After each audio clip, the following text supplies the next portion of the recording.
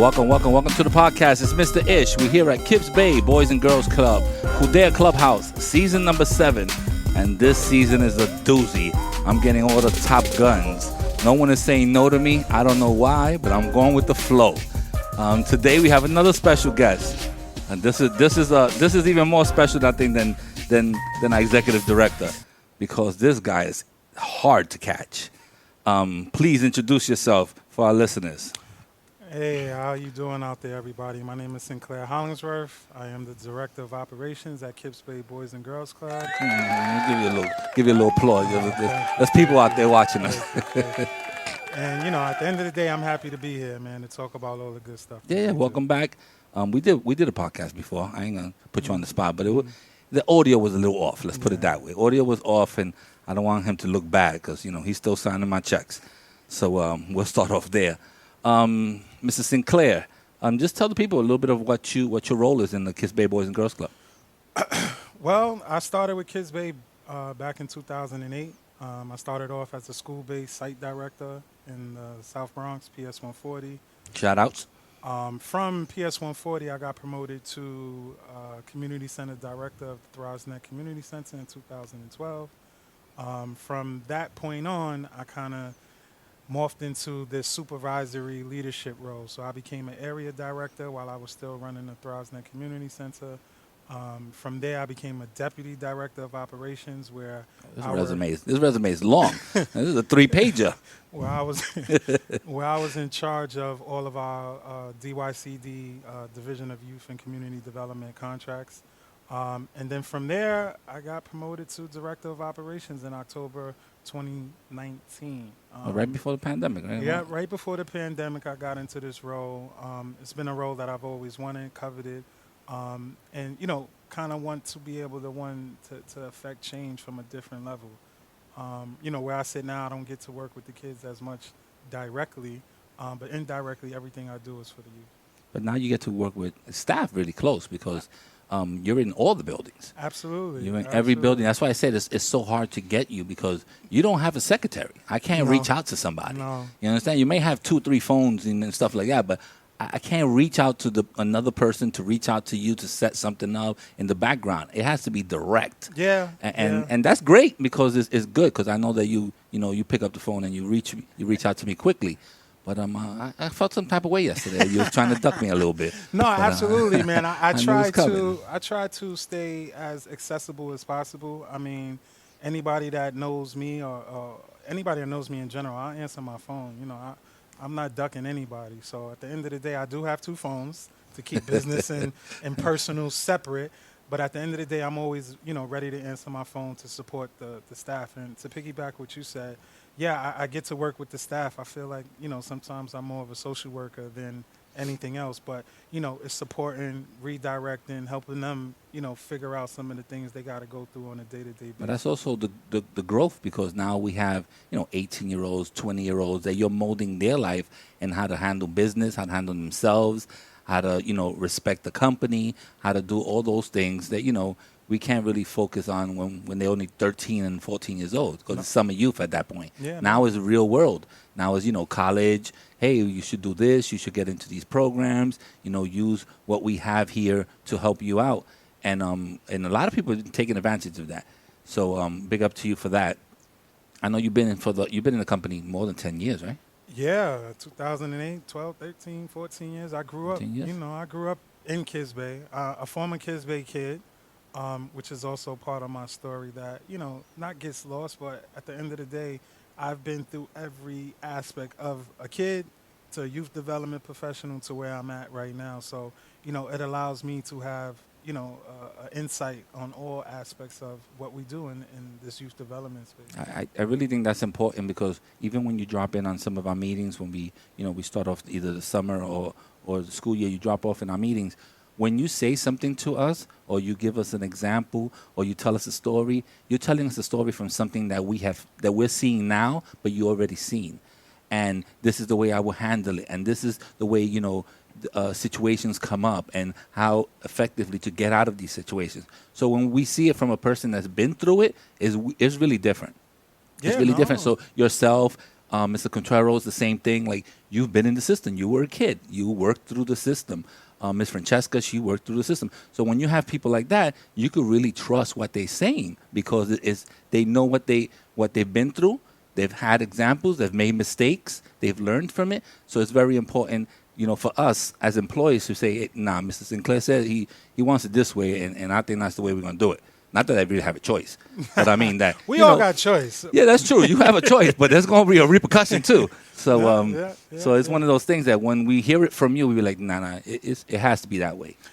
Yeah, no, absolutely. And I think the reason that I am a successful leader is that aspect of it. Is that I've done it. I'm not coming from a point of authority all the time. At the end of the day, it's about relationship and relationship building.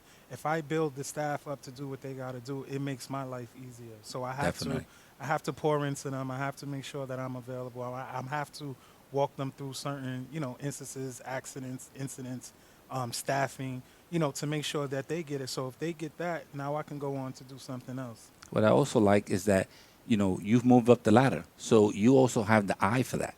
So when you're looking at somebody, you're like, you know what? This person is a standout person.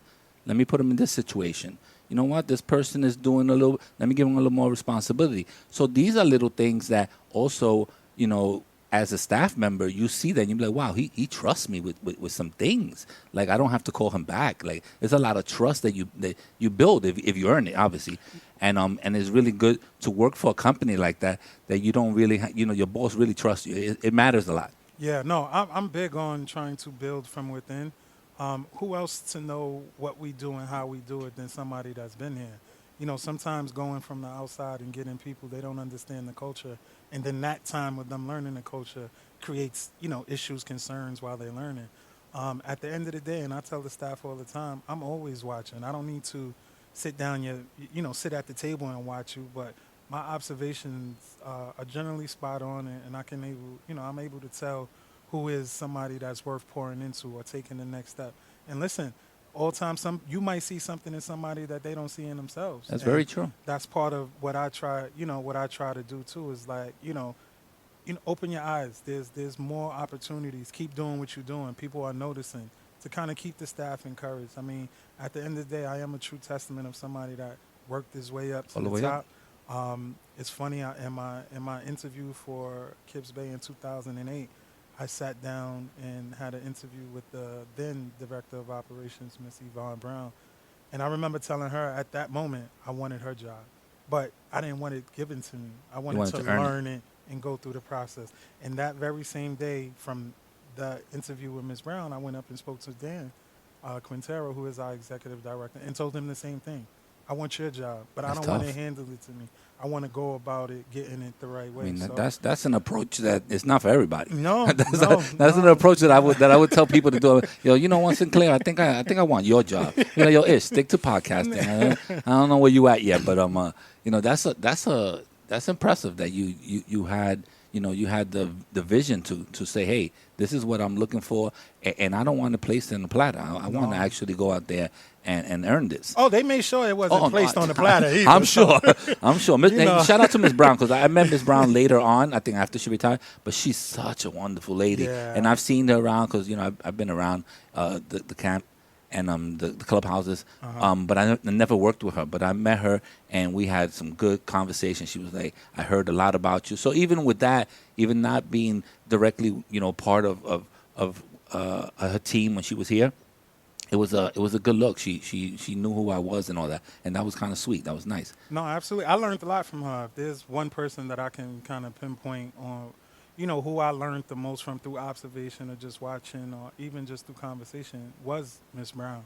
And, at the time and getting to where I'm at now, it wasn't easy. I got looked over for a bunch of positions, but all I did was motivate me to go back to school. I went and got my master's to kind of eliminate the no. So that was always my mind press. My mind thought and my processes was, you're right, I didn't get this now because of X, Y, and Z, so I'm going to do this. I didn't get this now because of X, Y, and Z, I'm going to do that. So my goal was to eliminate the no, so you can't tell me no. You know what? Now that you say this story, I have a story too. I remember when we opened up Digital Arts, Quintero, he knew that this was my thing. And, and I see new people coming in. I'm like, well, what's up with me? Like, that's what I do. Like, we've been at events together. I do weddings. And it was like, okay, so you know what? I did tell him the same thing you said. I said, that's going to be my job. That's going to be my job. And yes, I waited in the background and I did all that stuff. And when it was time to come in, that's it. It wasn't, I didn't request it. I just jumped right on in. I started doing the job. And that's where I'm at right now. Yeah. So, congratulations to you too. Well, thank you. Give myself some applause, I think. Thank you guys. I appreciate you guys. So it's one of those things. If you're motivated, it's very important. And in this particular job, you have to be motivated. Yeah. We have different personalities. We have fresh new faces, new members walking in daily in here. So we can't have negative feelings. We can't have I don't want to do this type of attitude. Everything is I always say is all hands on deck. I started here at maintenance. And from maintenance, 2 weeks later, I became front desk. Once I became front desk, I was like, you're wasting my time. And they were like, why? I'm like, because I could do so much more. I stood there because that was what they needed at the point. But then they moved me to other places, supervisor, key holder, all those little things in a clubhouse, which you went through in, bigger situation. But still, I moved all the way up to the point that, you let me, you trust me with a building. If, our boss is not here, you'd be like, okay, Ish is there. We could handle this. We could handle that. So that's very important for someone to realize these things, that you can do and what you're capable of doing. No, absolutely. So I love the company for that reason. And the reason that we always are learning and we always are teaching somebody, whether it's the youth, whether it's my kids, whether it's your kids or somebody else's kids, we're teaching somebody. Yeah, no, and that's a flow that never stops. We never stop that. So could you tell me a little bit about the differences in some of the clubhouses? I do have two questions that I'm going to ask from the staff, and that's the only thing I prepared. No problem. I mean, we're in 4 standalone locations in the Bronx. When I say standalone, we own and operate 2 of them, which is we're at Kudir now, Randall, our main clubhouse. So at Kudir, if you're not familiar, we have a recording studio here, a dance studio, a small gym, but it's serviceable, and then we just opened a state-of-the-art learning kitchen where our youth and teens will be able to learn how to cook from a certified chef. We just hired a culinary arts director that will be our liaison in the kitchen. So that's Chef Evie, important. in case you don't know. So from where I sit, it's all about exposures and opportunities. So I'm always looking to find things, not necessarily out of the box, but things that we see and we do and show these kids these are careers. There's careers in everything that you see. So now let's dive in deeper. So to go back, we have Kudir, we have Randall, which is our flagship clubhouse, which is sitting on 5 acres. It has everything. It has a pool. It has the only ice skating rink in the Bronx. We have a 60-yard enclosed turf dome, a baseball field, basketball court. So that's at Castle Hill. We have that's at Randall, Lucille Palmero flagship clubhouse. And then we're in 2 housing developments, Castle Hill houses and Throsneck houses.